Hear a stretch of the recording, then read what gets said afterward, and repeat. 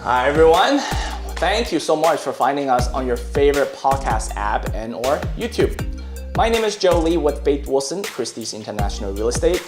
And my name is Jeff Chan, also licensed with Faith Wilson, Christie's International Real Estate. And starting from today, we're also known as the Mike for Vancouver Real Estate. Hey Jeff. What's up, Joe? Happy Monday. Monday is podcast day. Our favorite day of the week. Of course, I'm always. And we're extra happy today because we're both wearing t-shirts in the comfort and warmth of our own home. Especially when I saw that it was snowing this morning, I was like, I really don't want to be recording another podcast in the fridge anymore. So the lab. No, the lab has turned into the fridge until we get some heaters in there. Yeah, no problem. We will for next week. We will. So, as our listener can see from our title is October market update. Before we get started about blah blah blah, the numbers. How was the month? Share some experience. Talk to me. Honestly, the month has been really, really good. I remember at the end of September, we were extremely excited for what the October market would be like. Mm-hmm. And it didn't disappoint. I still have a lot of clients that have been looking. I did see a couple of multiple offer situations. We're about to close a deal in 2 weeks. So things have definitely picked up on my end. But what about you? I totally agree. At the end of the last market update, I was telling people that, oh my God, I'm seeing like multiple offers and stuff like that. That trend has continued. Now, I don't want to make it sound like, oh my God, are we getting into a time where we're getting like 10, 15, 16 offers every single home? No, that's not what I'm trying to say is that, but we are seeing higher probability of someone else also putting down an offer for the home that we want. So instead of maybe 6 offers, it's actually just 2 offers. So I guess that's going to be the theme for really, honestly, this whole market update here. What I'm going to say is it's not like what the news or the media, I'm not going to say newspaper, media is literally writing out how to be. Like, this whole month, you go on anywhere, you just like, market is dead, like projects are getting canceled, people are trying to get their deposit back, what have you. People are walking away from their deals.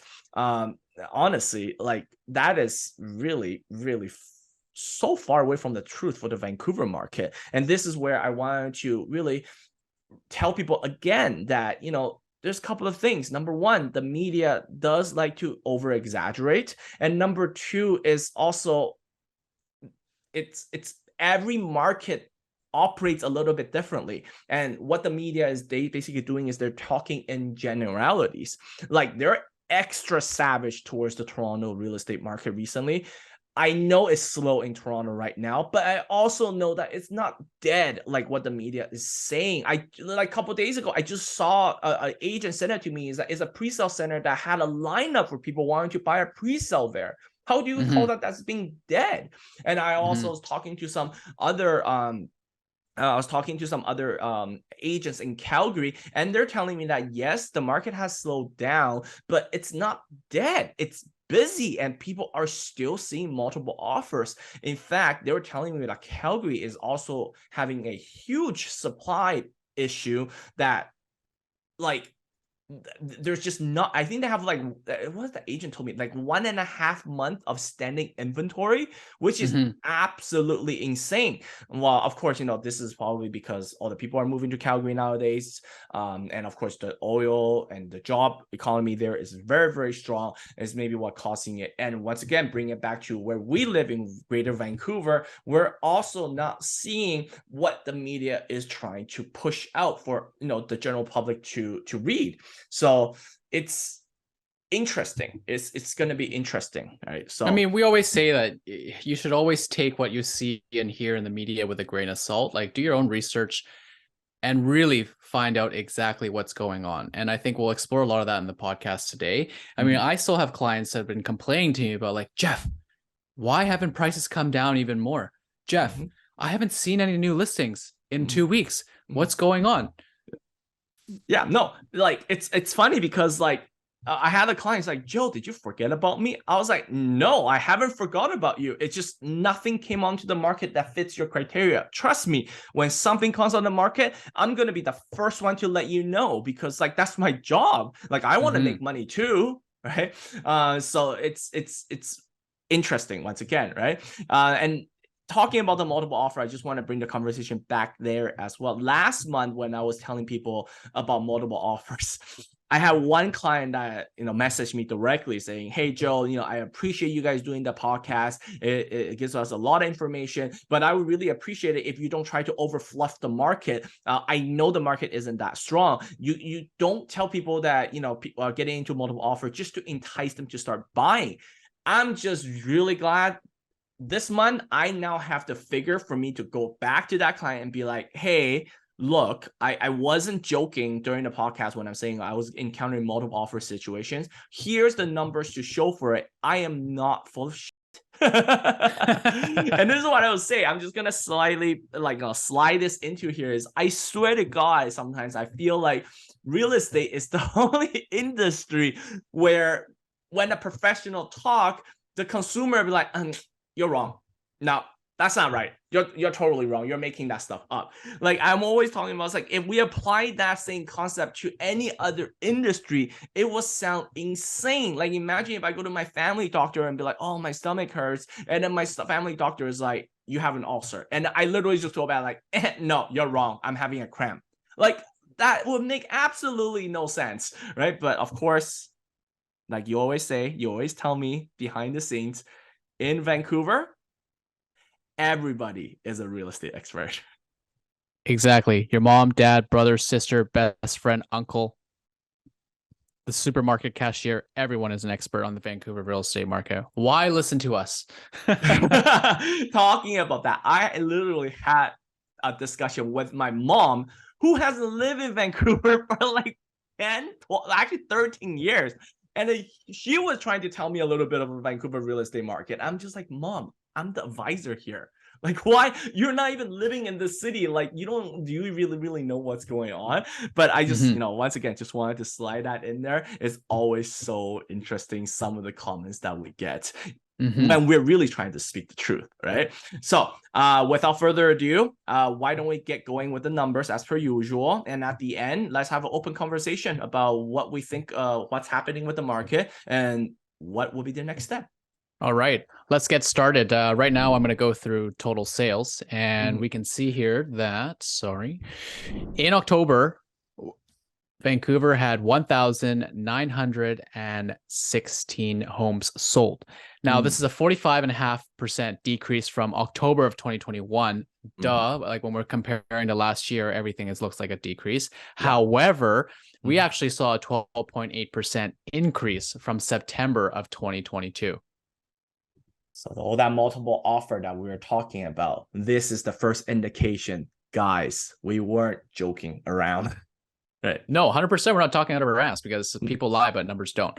But you also note that this is giving us a 33.3% below our 10-year average. I'm okay with that. As am I. Let's go to the next one. I think that will be inventory. So I'll share my screen here with everybody. Now, in terms of inventory, let's start off with new listing inventory. For the month of October of 2022, we had 4,039 homes there that was listed. That is a 0.5% decrease, 0.4% decrease compared to October 2021, and it's actually a 4.6% decrease compared to last month.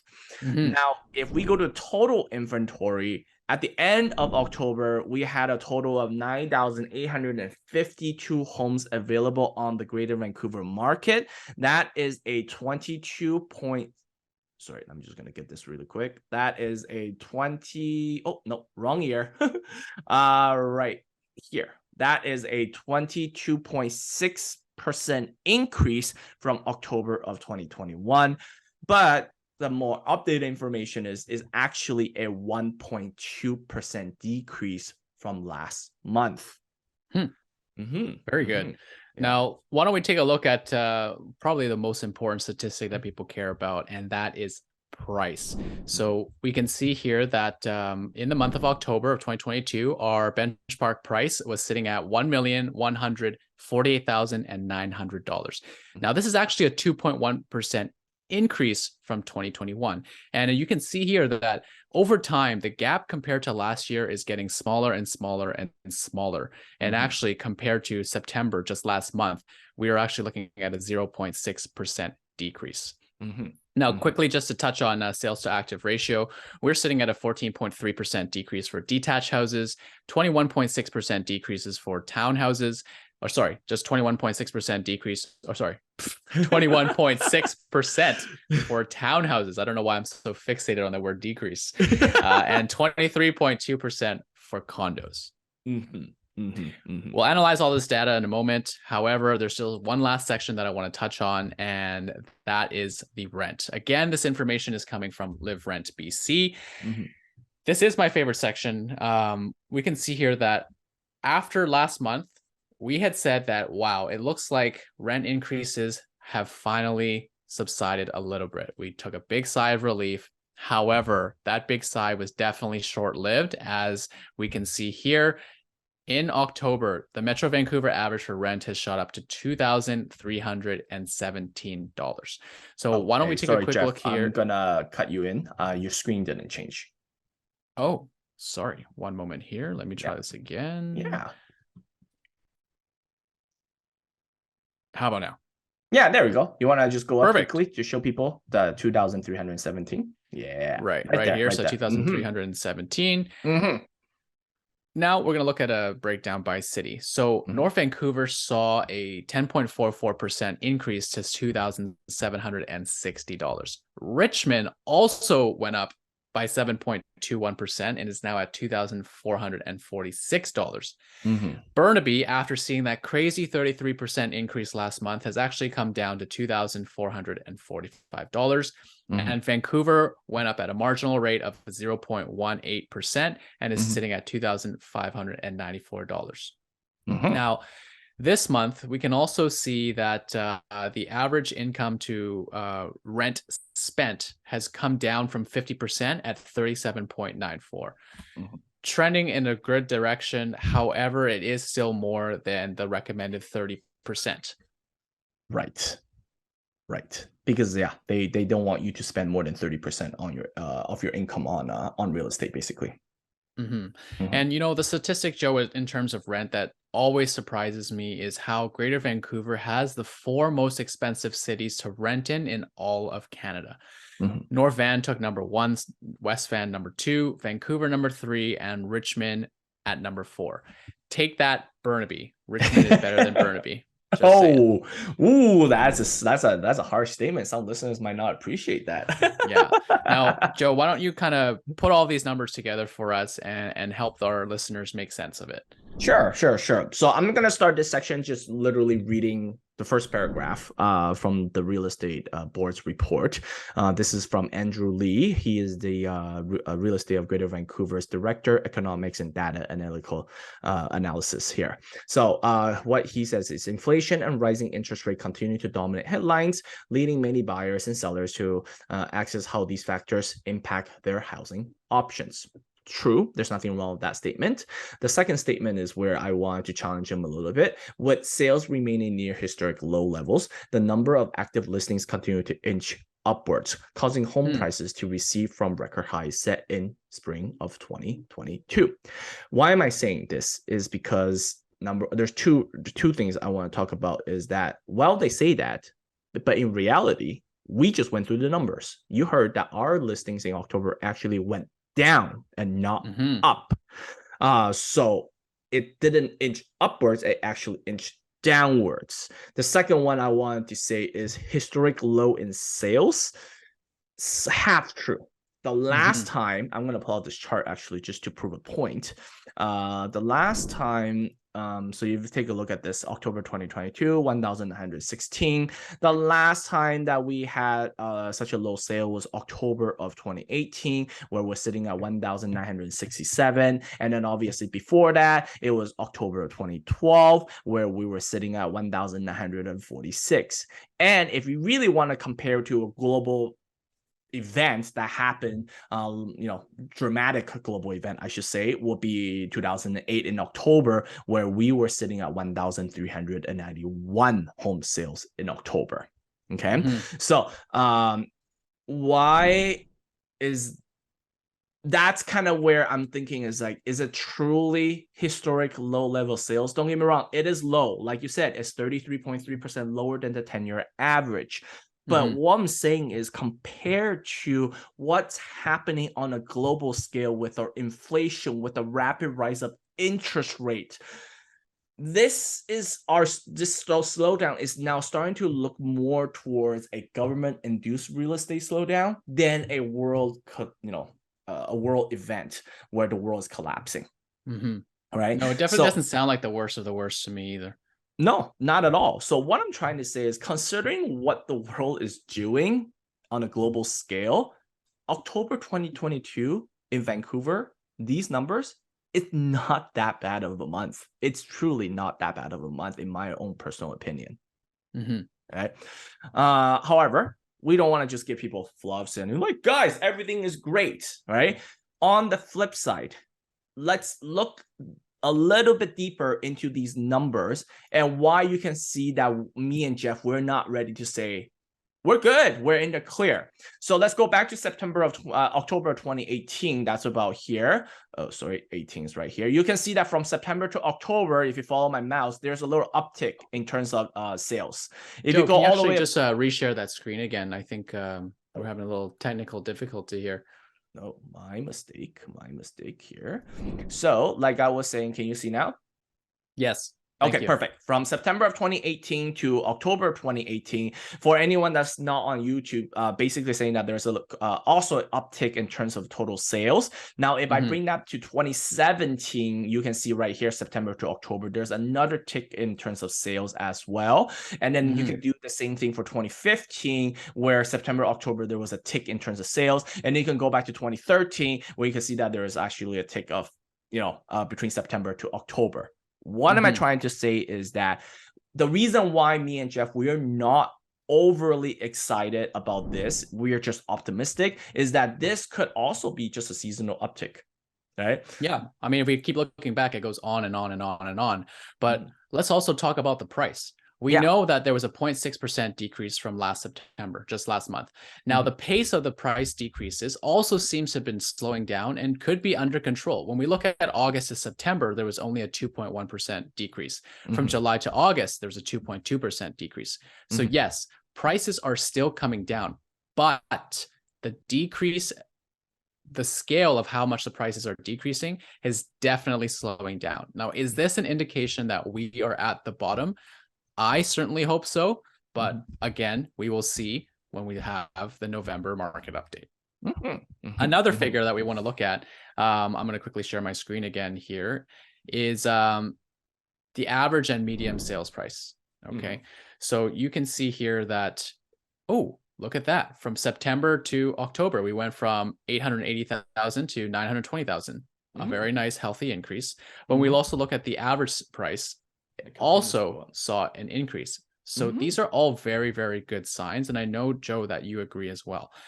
When we look at another statistic, when we're looking at the days on market that a property is sitting, it is trending downwards from September. So when our clients are saying, hey, Joe, Jeff, we're not seeing any properties that are suitable for us on the market. Well, that's because all the properties that are good are still being snatched up relatively quickly. Now, is it as fast as how it was in March when their properties are sitting on the market for 8 days? No, but it is better than it was in August, and it is better than it was in September. Now, really, by looking at all these numbers that we're talking about, once again, just coming back to the moral of our podcast here is that just don't believe everything that the media is saying. First of all, the media is always a little bit behind in terms of their numbers because it takes time to draft these things up, to write these articles. And secondly is, a lot of these articles are definitely over exaggerated. if not overgeneralized, right? You remember, Jeff, when the market was going crazy during the COVID time, what did the media do? They made it every single deal make it sound like it's 60 offers, 80 offers. Like if you don't do subject free, it's the end of the world. You won't be able to buy. Oh, don't forget, you also got to put in an offer that like 200-300K over asking. Yes, it's true. I'm not saying that what they're saying is not true, but that doesn't apply to every single deal and every single transaction. And if everything is truly what the media said, then that will be an truly insane market. And what I'm trying to why am I bringing this forward is because now the reverse is happening. Yes, the prices are coming down, but the media is making it sound like this is literally the end of the world, like 2008. But in fact, the numbers are speaking otherwise. Why are they doing this? Well, it's very simple. The job of the media is to create eyeballs, attention. And the way that they do it, just kind of the way that we put our YouTube titles, is we like to bait people. And the way to bait people is to over exaggerate, right? So this is what really, from the data that we're trying to do, why we're showing you so much data, is that from the data that we have received, it seems like we are actually leveling out quite nicely right now, right? And this is where I'm going to put a little bit of a pat on my own shoulder. You remember when we started this podcast during the summertime, and one of the things that you were telling me is like, Joe, like, when do you think it's a good time to start buying? And I remember I was telling all my clients that, I think the end of the year could be a pretty good time to maybe, get your foot wet and get back into the market. Well, with these numbers, I'm going to say 2 thumbs up. Correct. 2 thumbs up. And of course, fingers crossed that this will continue. All right. Now, at this portion of the podcast, what I really want to do is look at some other figures that might be able to support what we might be expecting going forward. Let's start off, of course, with the raising interest rate that we have been having. We just had a 0.5 that happened at the end of October. We're projecting to have another one in December. We are projected to have another one in January. However, with all these interest rate increases, one of the things that I feel like it's been catching everybody by surprise is this. Can you see it, Jeff? Yeah, okay. Very interesting statistic. So with all these interest rate rises, our unemployment rate continues to decrease. In fact, for the month of October, our unemployment rate in BC is 4.2%, which is 0.1% less than September and 0.7 less than August. That is looking real strong, Jeff. Real strong. And I always say, like, with such a strong labor market, it means that we're not in short of people who is able to pay rent or be able to pay mortgages. Now, with the interest rate increases, it's true. A lot of people are still on the sideline with buying, so they're flooding into the rental market. And that really concurs with exactly everything you're talking about. We had a 1 month little break, and then it seems like our rent is, once again, sharply increasing. Right. So, however, what I'm trying to say is not just the job market. There are other reasons why our rental market is going so strong. So let me share this other article with you here. So you probably read this. This came out about a month ago. Last year, we had record-breaking population growth in BC. We had over 100,000 people coming into BC calling it their home. Look, the article says right here, the high cost of everything from housing to gas hasn't stopped people from making BC their home. And with these people, Jeff, what are they going to need? What is a roof over their head for $200? Right. And another article I want to quickly share is this. And this is the article that a lot of people definitely have put their eyes on. And this came out very recent, is that Ottawa reveals plans to welcome 500,000 immigrants per year by 2025. And what are all these people going to do when they come to Canada? Jeff? Oh, I know. Look for a roof over their head for $200. And guess what we are doing as a city? Not building more homes. Housing starts in Vancouver declined by almost 25% in the first half of 2022. So, what does all mean? Why did I just spend time showing you guys 3 different articles? All this basically indicates 2 things. Number one, I feel like the rental market is going to stay at this elevated level because everybody will need a roof over their head and the competition is not going to drop. And number 2, people are going to eventually get sick of paying rent and they are eventually going to start buying, especially with the strong labor market and wages increasing. In fact, we have, well, at least I don't know about you, but I actually just recently talked to a client that this is already happening. They're like, Joe, I just don't. My previous landlord sold their place. I got evicted because the next person is a homeowner. I just don't want to be paying this new elevated rent. You know what? I worked so hard for the last 10 years. Screw it. You know what? I will deal with a 5% interest rate or 5.5. I'm just going to start buying my first home. And I'm seeing that now that this rise of rent is now kind of catering people maybe thinking about going back into the buying market. Right. No, and I agree 100%. But yes, the numbers that we've shared are showing that, hey, the market might be rebounding. But we also know that everything isn't just sunshine and rainbows. Like we do have our concerns. And we can admit that, yeah, there's definitely more interest rates coming. Interest rate hikes, one in December, like you mentioned, and potentially in January. However, will these smaller interest rate hikes make an impact at all? We saw our most recent interest rate hike. It didn't really affect sales activity. People are still looking, people are still transacting. What we're really looking forward to seeing is the people who bought at a super low interest rate during the middle of COVID lockdown, what kind of position will they be in when they refinance? Probably next year. Like, will they be forced to sell because they cannot take on that new interest rate percentage? We're looking at numbers like from $1,000 to $3,000 more on a mortgage. I know I can't support that. Can you? No, definitely not. Right. Because like just to add on to it, like, why are we talking this so early? Didn't COVID start in March of 2020? Yes, but don't forget, people don't wait until the last second of the mortgage about to go before they start listing. Right. They have already thought about all of this, right? What am I going to do when my current fixed rate is 1.6%? And then by, say, April of next year, it's going to end up being 6%. That's a huge increase in interest. And that's going to be a huge increase in terms of payment per month. And this is now starting to go through the minds of a lot of people, right? So is this going to crack the code and basically go, I can't afford this anymore. I overchewed.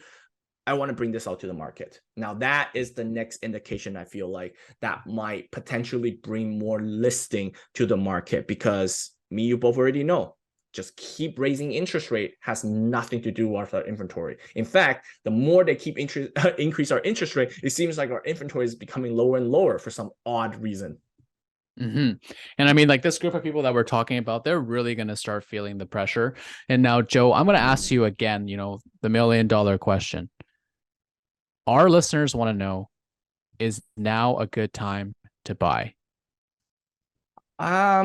Yes, there are some concerns like what we're talking about, but I feel like all figures are pointing to that the worst might be over. So with that being said, if there is a need, or if there are some really good deals out there that your agent help you, locate, my answer is yes. But with the understanding that you most likely going to want to stay in this place for 5 years minimum, while the global situation with the interest rate, with the war, with the inflation, with the political changes settles down.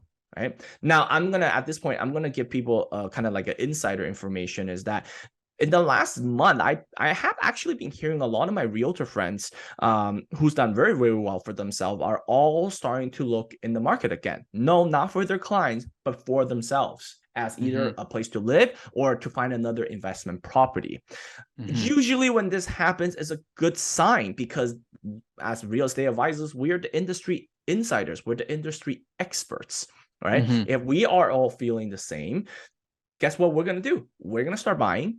And then our clients are going to start asking. And then they're going to be like, well, if my agent is buying, I think it's time that I should start buying. And this is why I always remind people, don't forget, real estate has been and always will be a self-fulfilling prophecy. So if if these buyers are listening to the agent and be like, hey, you bought, then I better buy, then I personally feel like this is truly going to be the start of something again.